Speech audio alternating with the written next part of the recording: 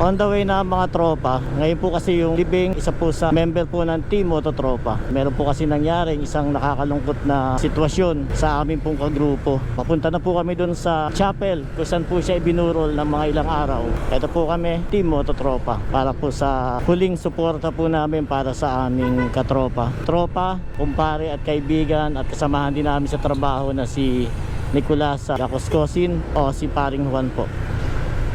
Andito na po kami sa kung po magmumula yung libing papunta doon po sa pwesto ni Paring Juan. Hanap na kami ng parking.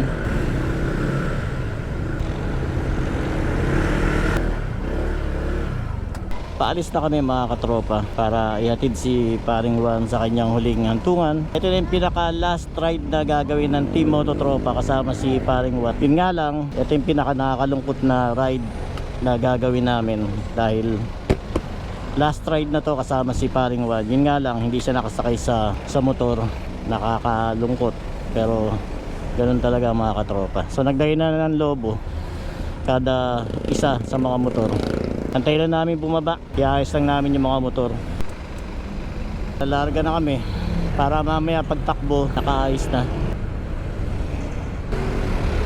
Dadaan muna kami doon sa malapit na simbahan para mabless muna si Paring Juan. Nakakalungkot mga katropa. Wala ka na isang kaibigan, kumpare, katropa, kasama sa trabaho. Nakakalungkot dahil syempre yung Team Mototropa ay nabawasan ng isa. Tropang Jerome, Tropang Limuel at saka nasa likod si Tropang Albert.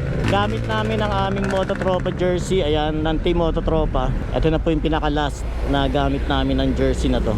Ito po yung suot niya nung mangyari po yung aksidente kay Paring Juan. Sobrang suporta ang talagang pinakita ni Paring Juan sa Team Mototropa. Convoy na lang kami, palabas na po ng chapel yung sinasakyan ni Paring Juan. Kasama sa likuran yung mga maglalakad. Punta na po muna ng simbahan. So mauna na kami. Una kayo. Ito yung pinaka nakakalungkot na klase ng rides na gagawin namin talaga ngayon. Kulang na kami ng isa.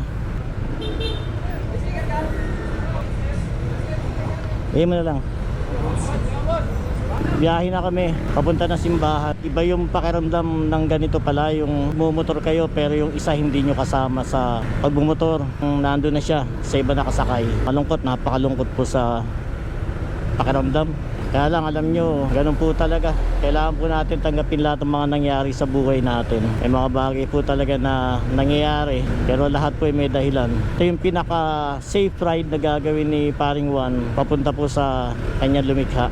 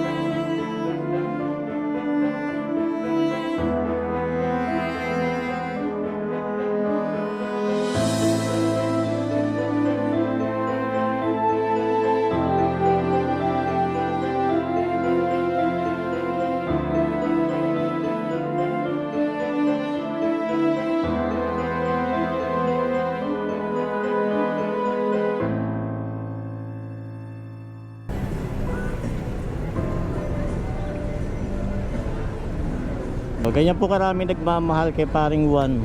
Andito na kami sa Nuestra Señora de Aranzazu, isa pong simbahan dito sa San Mateo, para tanggapin po niya yung kanyang huling basbas bago po siya bumiyahe na po sa kanyang patutunguhan.